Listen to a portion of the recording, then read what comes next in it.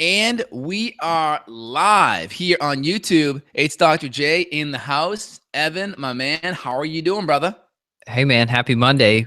We were talking off air about that shooting this morning. So my mom, she worked right next door last night at the hotel Luxor, which was right next door to that shooting event in Vegas. So I called her this morning and she's safe and sound and she got released. So she's home, hopefully sleeping. I'm sure she's extremely adrenally stressed at this point, but hopefully she's resting and settling down from all that.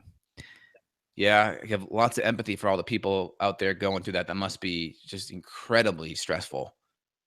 It's All the people insane. that are It's injured, man, it's insane. just so difficult. So wishing everyone, speedy recovery from that. That's just is so difficult.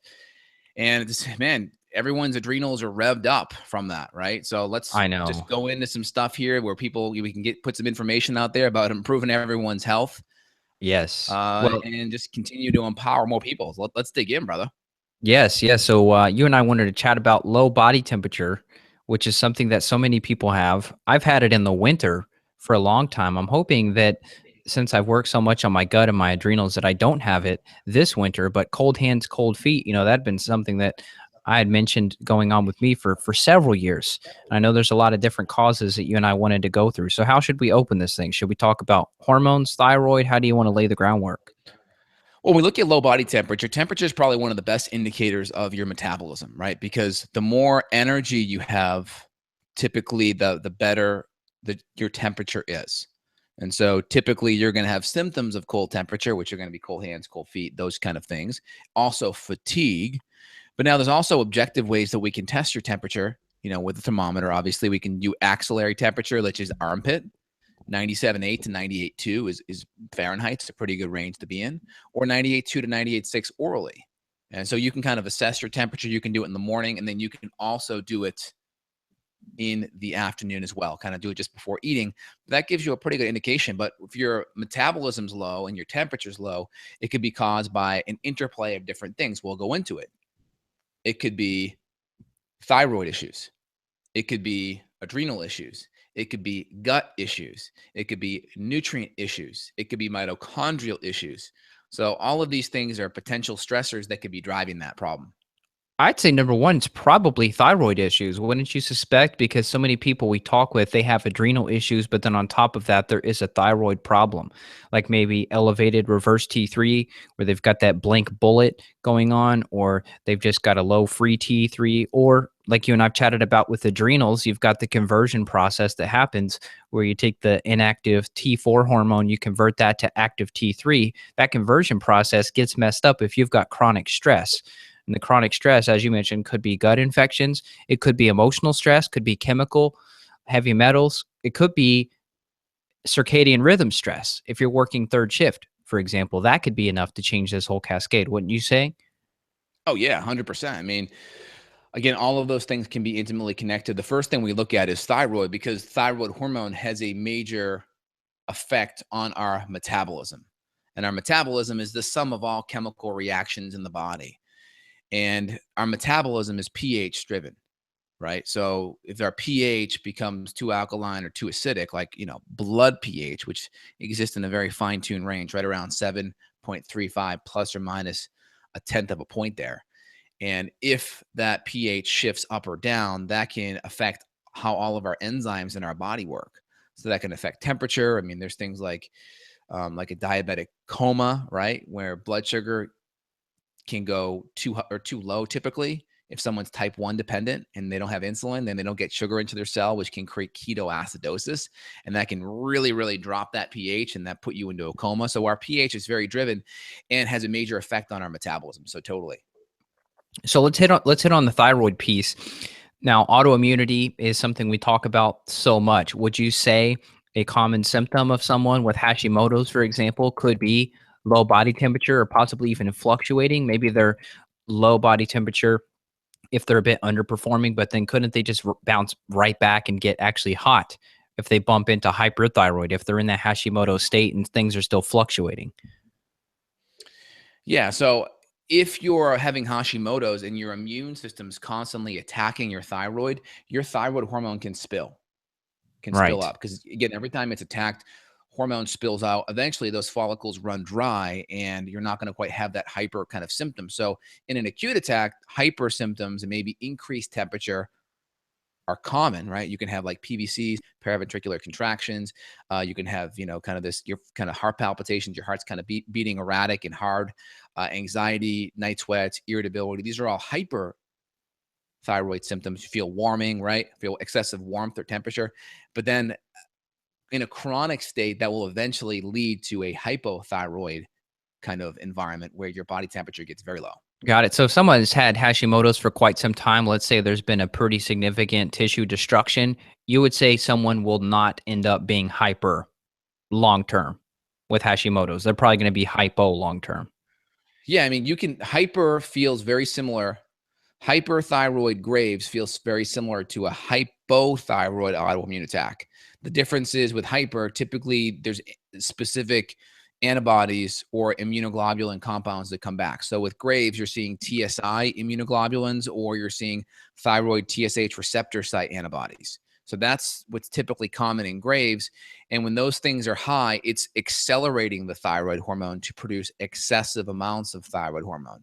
So there's like a production stimulation, where with the autoimmune attack from like thyroglobulin antibodies or TPO antibodies, it's more of a spilling of a thyroid hormone out of the thyroid. It's spilling out, where the antibody attack from Graves, it's stimulating the thyroid to produce more.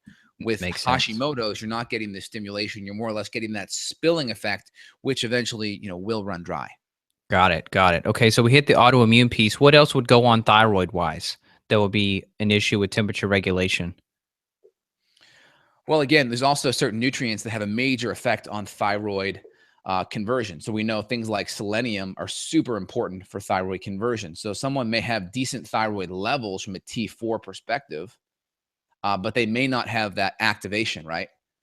They may not have that conversion that's so important. So could this be a lack of trace nutrients, trace minerals, selenium, zinc, things like that, activators? So here we are live on Facebook now too with the Low Body Temperature podcast. So getting back onto our common thread, yeah, micronutrients like selenium are going to be important for thyroid conversion. It's the enzyme that converts T4 to T3 inactive thyroid hormone to active thyroid hormone is a 5-deiodinase enzyme. It's a selenium-based enzyme. It's also important with glutathione and detoxification. So yeah, that's totally a important micronutrient that will affect thyroid activation. So when we look at thyroid function, we're looking at, are there blood sugar fluctuations? Are you eating grains or foods that are going to cause that thyroid antibody attack that could cause the hormone to spill out and eventually deplete the hormones? Your thyroid follicles carry about 4 months of thyroid hormone. So again, if you have a chronic Hashimoto attack where the thyroid hormone's spilling out faster than you can synthesize and make more, then you're going to definitely get to that depletion state where you're going to go hypo from a temperature standpoint. You're going to go almost hypothermic. That temperature will drop below that 97.8 to 98.2 armpit temperature wise, or 98.2 to 98.6. And I'll put a handout down below to my metabolic temperature handout, so people can actually track their temperatures. And it's basically a graph of 3 different lines. And then the top bracket's where you want your temperature to be through, which ranges 97.8 to 98.6. We want to be checking off daily that your temps are in this bracket, not the bottom or the very bottom. Got it. Okay, so what else? Should we talk about adrenals next? The nutrients, right? Vitamin A. We talked about zinc, copper, selenium, magnesium. Very important nutrients for thyroid conversion. Now, if you're eating a whole food diet, you're going to be typically pretty good. If you're having enough hydrochloric acid and enzymes, you're going to be good as well, because we need those type of compounds to be able to ionize the minerals. So it's the diet component. It's making sure we have the ability to break down the foods in our diet that are nutrient dense. Number 3 is making sure our stress response is okay, because stress hormones will affect thyroid conversion. Cortisol being hyper very high will affect thyroid T4 to T3 conversion, that inactive to active thyroid hormone.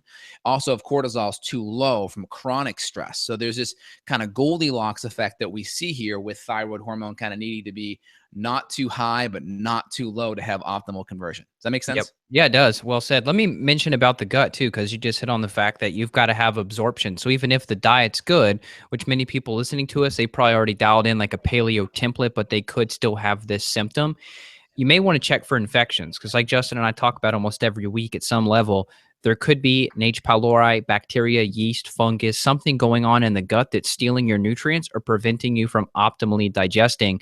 And then that issue is compounded if you've been taking any type of anti-acid or acid blocking medication, something simple as Tums or something more strong like a Prilosec or Zantac. Yeah. So, yep. So Totally. keep that in mind. If you're looking at your medication list and that includes acid blockers and you have cold body temperature, it's probably because you're not digesting your foods. Therefore, the thyroid's not getting fed the nutrients it needs. Totally. And also, a lot of medications can affect your mitochondria. Just Google antibiotics and mitochondrial function. You'll find that antibiotics can negatively impact mitochondrial function. And you'll also find that other medications can impact the mitochondria. And the mitochondria is like the little powerhouse of your cell where it generates a lot of ATP, which is that currency of energy in which your body runs. So that's really important. And also, an important nutrient called carnitine really helps that mitochondria utilize fat for energy and generate ATP out of that good fat. It's called beta oxidation, where you're generating energy from fat. And carnitine is an important nutrient primarily made from methionine and lysine. Now, I did a video called Why Vegan and Vegetarian Diets Can Make You Fat. No, don't make you fat, but why they can, meaning it's not 100%, but if you're insulin resistant and you're doing it the wrong way, where you're emphasizing maybe too much carbohydrates, not enough protein, and more gut irritating foods, yeah, it can definitely predispose people that have inflamed guts and who are more on the insulin resistant side to gain weight. And one of the big things is that when you eat certain animal rich amino acids, there are some plant ones as well. You activate these cells in the brain that are called, hold on one sec. I'm just checking my wall here for my notes, tanocytes. And these tanocytes are receptor sites in the brain, in the third ventricle area of the brain. And there's a direct blood flow between them and the hypothalamus. These tanocytes, one, they sense satiety, but the big thing that senses satiety for them is arginine and lysine, which are really high in animal-based foods. So these amino acids really give that sense of satiation. So that means you're going to have appetite regulation, because when you actually start feeling full, you tend to not need to eat all the crap, right? Yep. So the more you can keep your cravings in check, the more you eat healthier foods, because you got control over your biochemistry. You're not reacting, you're acting based on what you know you need to be healthy. But those amino acids are primarily going to be higher in animal-based foods, especially lysine as well. Yeah, well said. So in a roundabout way, if you are a vegetarian or a vegan and you've got low body temperature, it could just be something as simple as a carnitine deficiency. I mean, you could probably get a little bit in beans, maybe a little bit in beans, a little bit in almonds, a little bit in plums and avocados for sure. But even then, once we talk about all the time, digestion of those foods is probably not very good. And the concentration of those is going to be much less as opposed to like a grass-fed beef. Yeah, in my video, I talked about, if you're a smart vegan where you're not emphasizing a lot of the grains, you're doing safer starches, you're getting lots of fats from avocado, olive oil, coconut oil, you're supplementing DHEA in the form of algae, right? And if you're getting B12 supplementation and you're getting a good multi in there and you're getting some protein supplementation in there, maybe from pea or hemp, right? And it's easy for you to process, you may be okay on a vegan vegetarian diet, but it's still less than optimal, just because of the fact that you got to go through such extreme lengths to get high quality protein sources without all the carbohydrate, because vegetarian vegan diets typically are packed with 60 to 80% carbohydrates per that 20 to 25% of protein you get. Yep, well said. So that's the big concern. You hit on the mitochondria. I'd say we should take that a bit further and talk about more toxins. You hit on antibiotics and mitochondrial issues there. Makes perfect sense. We work with people all the time where they say, oh, Justin or Evan, as soon as I took a round of antibiotics, all of a sudden things went bad. And it could be temperature issues. It could be sleep problems, could be gut issues, digestive problems. And so also with mitochondrial issues, we've got toxins.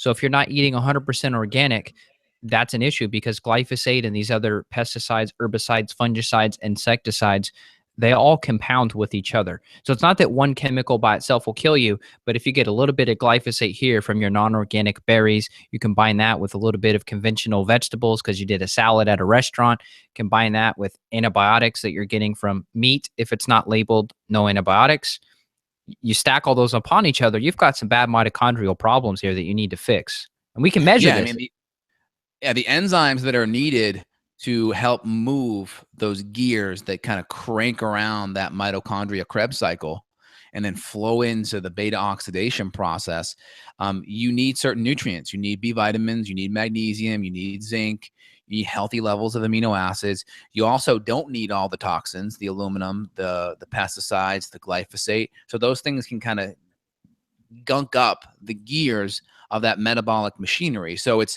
not only what those gears need to keep it lubricated, but what it is we don't need to put in that will prevent those gears from moving. So it's a combination of avoiding certain things, right? And again, the medications are a double-edged sword. I'm not saying don't use them. I'm saying just really make sure they are prescribed specifically for what you need, and it's a last case kind of thing with antibiotics. We really want to go to herbs and botanical nutrients over antibiotics. They may have a time or place, but we want to use it only when we've exhausted other options. Yeah, well said. And you and I were talking off air. We can quantify a lot of this stuff too. So you're talking about measuring your temperature. We can quantify what's going on in the gut, right? We can test the gut. We can test the thyroid with blood using functional reference ranges and using functional numbers that conventional doctors don't use. They're only going to detect disease. We're going to detect the issues before disease occurs. We're going to look into the gut so we could test you for infections. We could test the adrenals, look at your free cortisol rhythm. So the HPA axis, the hypothalamus pituitary adrenal axis you hear us talk about, that is a factor in all of this. If your brain is not connecting the signal to the adrenals and adrenals to the thyroid, that whole system gets off in chronic stress. And it's up to us to figure out when we talk about stress, what's in that bucket? Is it just your job, your bad boss, your relationship, the divorce you're going through? Is it that stuff only, or is it that stuff plus chemicals in the diet, plus nutrient deficiencies, plus infections, plus not having enough quality meat in the diet? You see how these things can all add Totally. up. Totally. And just to kind of look at the thyroid component again, there's dysregulation up top where the TSH is either high, extreme high, or extreme low. Now, it can be extremely low because you're on thyroid hormone and the body needs more thyroid hormone. The body is sensing more thyroid hormone in the brain, but there's less in the actual tissues. So you're keeping the thyroid hormone higher, but that's keeping the TSH low. That's step one. Step low, the TSH may be low because of HPA T axis dysregulation, that hypothalamus pituitary and that adrenal thyroid axis. There's some kind of short circuits happening in there because of the stress, the emotional stress, because of the physical stress, because of the chemical stressors. And we have to address those while we support the nutrients to get this hardwire back on track. We can also have low T4 levels because if T4 is low, we're going to have low T3 over here. So we got to make sure the nutrients for T4 are in there. Like I mentioned before, the vitamin A, the zinc, copper, magnesium, selenium, amino acids, tyrosine, and potentially iodine, as long as we know that there's not an autoimmune attack that's at least active going on. And then number 3 after that would be, let's see how the T4 to T3 conversion is. If T4 is good, how does T3 conversion look? Is it this big drop off? Or also, is there a very high amount of reverse T3 because of that stress? All those can make a big difference. And then one person asked here, James asked, well, is hypothyroid and hyperthyroid, hypo and hyper, kind of the same for treatment? Yes and no. With hyperthyroid from a TSI, thyroid stimulating immunoglobulin, or a TSH receptor antibody attack, we're more concerned about it because it tends to be more chronically high, which can increase the chance of a thyroid storm and potentially a stroke. So we take that very seriously. We refer that patient out to their medical doctor for monitoring because we want to make sure there's not a stroke going on. But typically the treatment will be, PTU, basically propylthiouracil or methimazole, things to basically block iodine uptake to make thyroid hormone.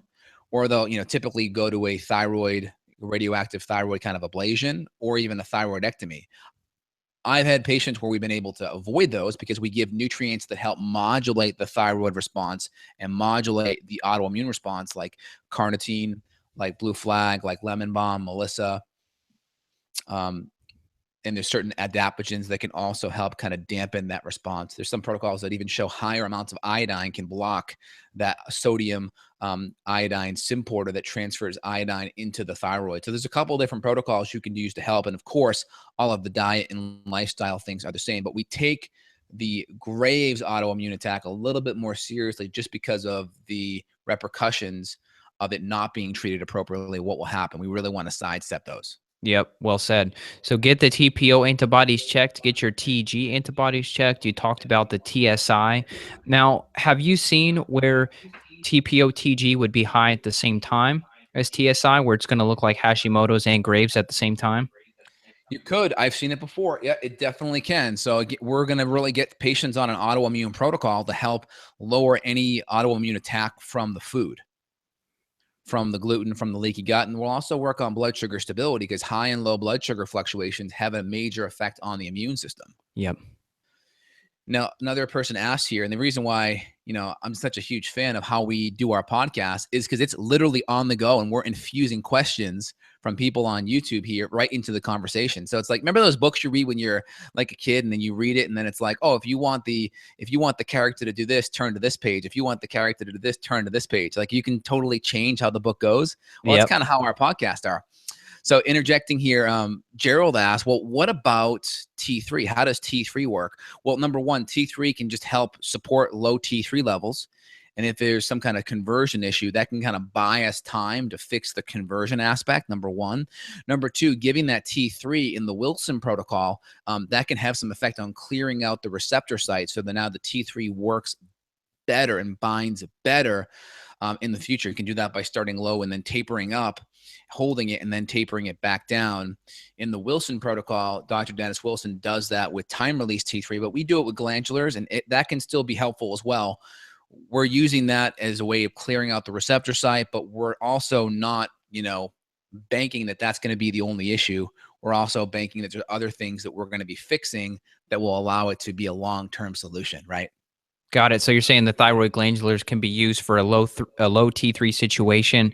That's the fix that's going to get you better enough to keep moving the needle in other departments. Correct. Like in my line, we have Thyroid Balance, which is a really good glandular nutrient thyroid support from a glandular perspective. And then we have Thyroid Replete, which is nutrients for the conversion. So there's some herbs that help with conversion, like Coleus forskill and ginseng. And then we have the nutrients for conversion that I mentioned, the vitamin A, magnesium, copper, zinc, selenium, all of those, and then tyrosine. So we want to make sure all those are in there. So we hit it from all angles. I mean, if we knew exactly what that missing like nutrient or component was, we could hit it more practically, but it's too difficult to do that. You're Right. better off using multiple methods to hit it. That way the patient can get better faster.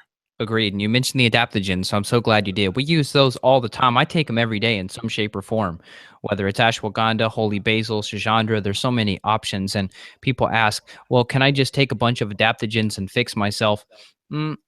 It doesn't work like that. You just want to use them as one piece of your toolbox. You still want to be getting to the root cause, though. Adaptogens are life changing, but if there's root causes, you could take all the adaptogens in the world and it won't fix you.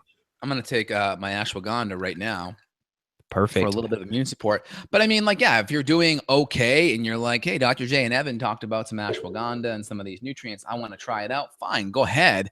But if you're actively having issues that are, the symptoms that we mentioned here, whether it's on the hyper or hypo side, you really want to get someone on board to help guide you because it's never just one magic bullet. It's a whole bunch of things that we're doing together. And the more chronic it is, the more you have that momentum working against you. We got to overcome that inertia to stop that snowball effect and start pushing it back uphill. So yeah, if you're in pretty good shape, fine, just try some of these things. But if you're in not so good shape and you want to reach out, for sure. Yep, cool. Well, we got time for one more question. James said it's not a thyroid question. He's taking an antibiotic for root canal this week. Will this affect the results of organic acids test and stool test if he collects the samples while antibiotics are still in the system? I mean, if we're doing some of the genetic-based testing, it shouldn't have an effect on it. If we're doing stool antigen-based testing, then it would. Right. So you should be okay. If like we're doing the GI map, which is, what my go-to is, it should be okay according to the lab.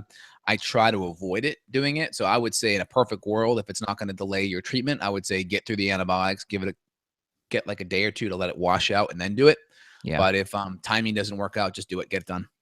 I would also look up Mercola root canals and read about those. I mean, maybe you're too far down the rabbit hole and you can't avoid the root canal, but there are some other options you may have available. If you've got a good biological dentist, maybe they'll sit down with you and say, okay, root canals option A, but maybe there's an option B, C that you could look at too. Because we've had a lot of people that come to us with infected root canals, and maybe Justin can speak on this a bit, but I've seen it as a big needle mover for people.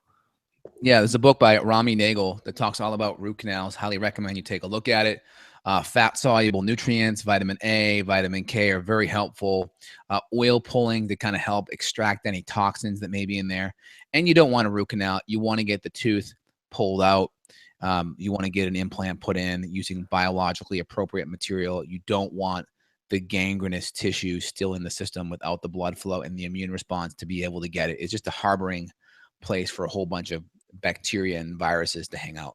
Right. Yeah. Well said. So James, look into that. Maybe it's not too late. Hopefully you've got some other options you can pursue. That'd be much, much safer and much healthier in the long term. That way you don't have a hidden dental infection. There's a guy named Simon Yu that you and I should reach out and interview. He's over in St. Louis. He talks a lot about hidden dental infections. I think that'd be a good show. Oh yeah, absolutely. 100%.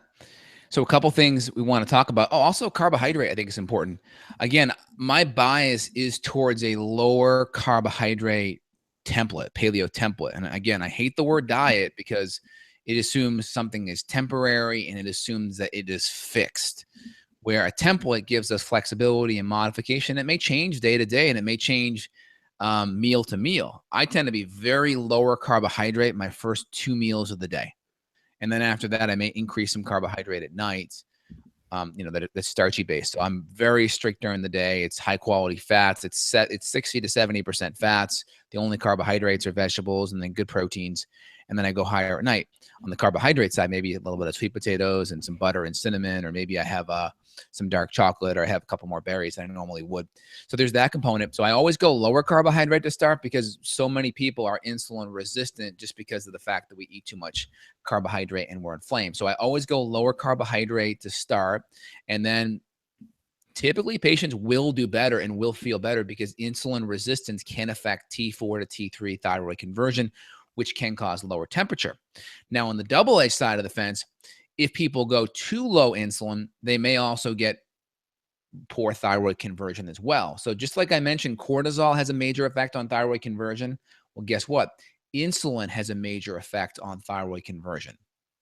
Type 1 diabetics, guess what? With low insulin levels, because of the autoimmune attack to their beta cells of the pancreas, they have low body temperature.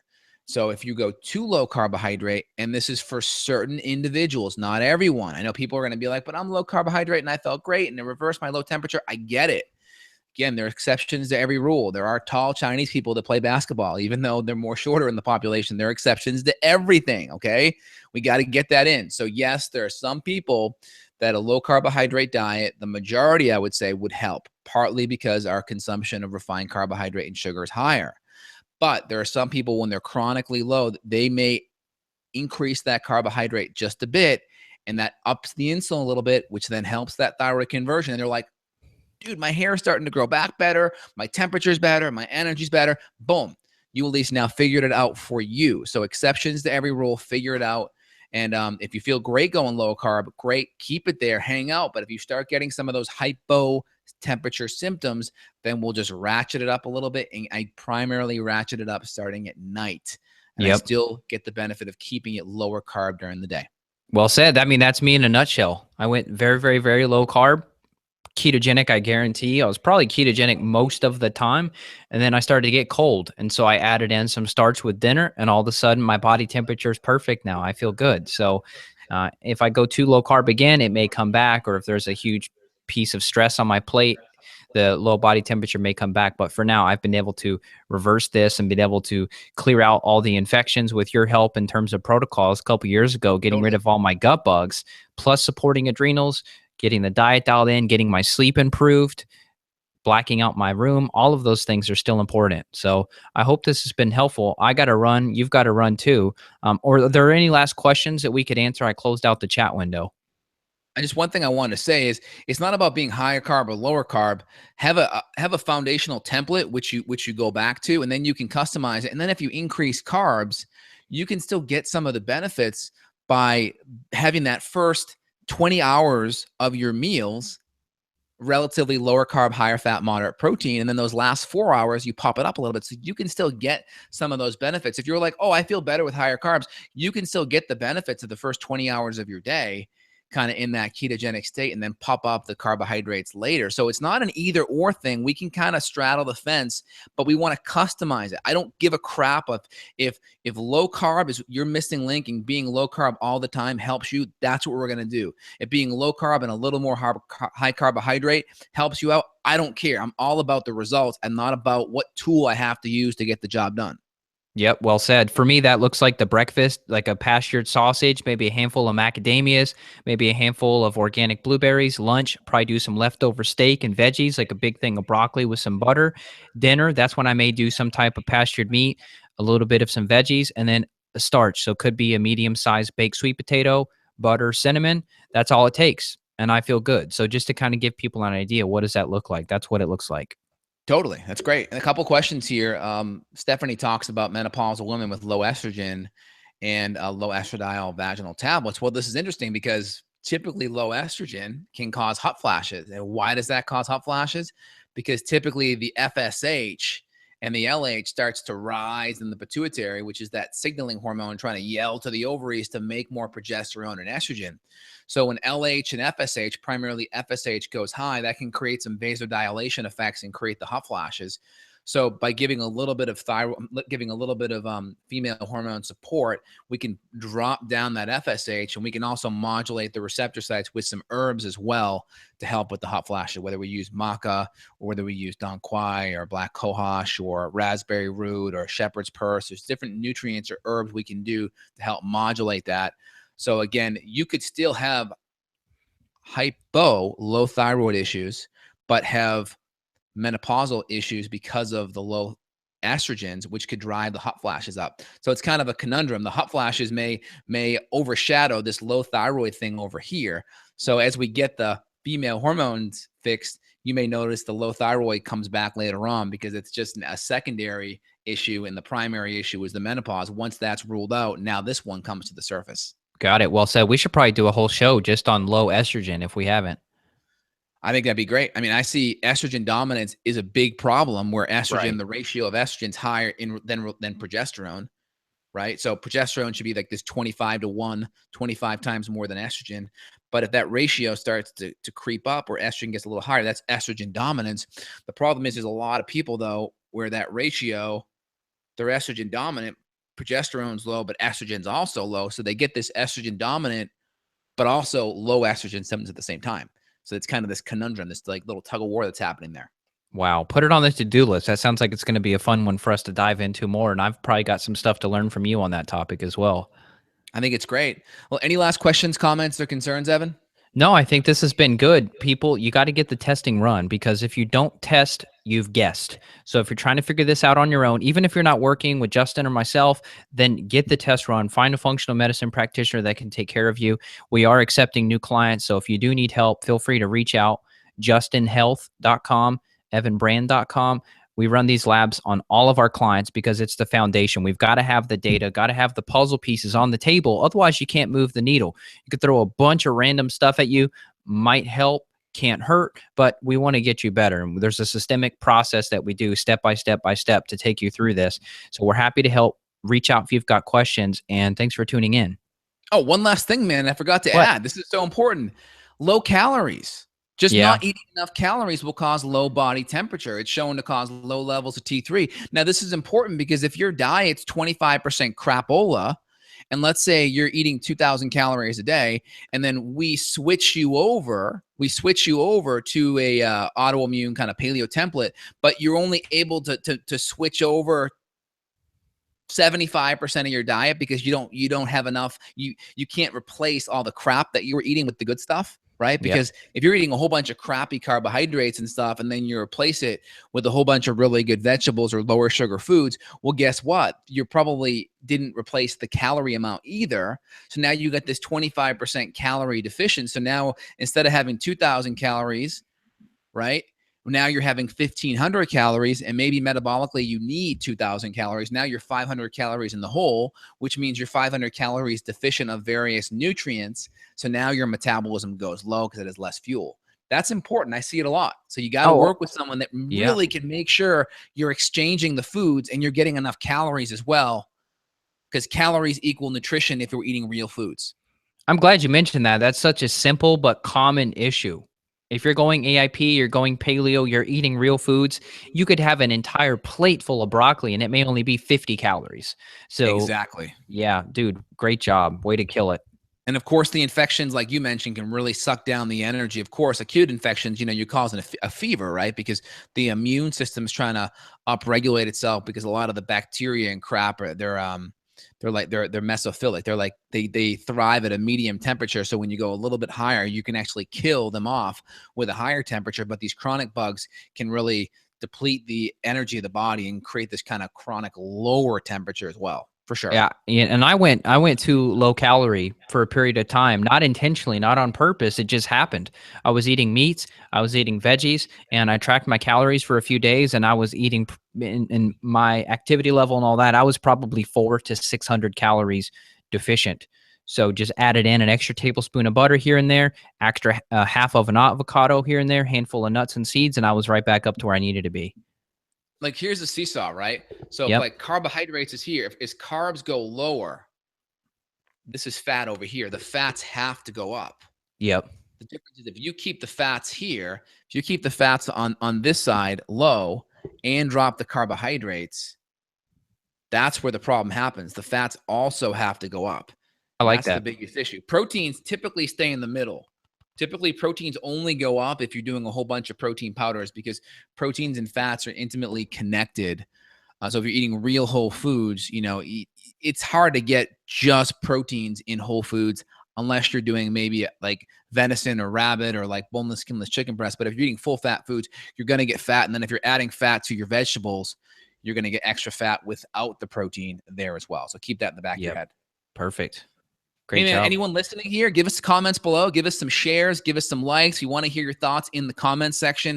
If you're listening to us on iTunes, that's great. Click below and subscribe to our YouTube channel. You can see Evan and I's mugs going back and forth and our little combos here. And then you can give us some comments below here on YouTube. We'd love to see the feedback. And Evan, hey, man, you have a great day. We'll talk soon. Take care. Take care. Bye. Bye.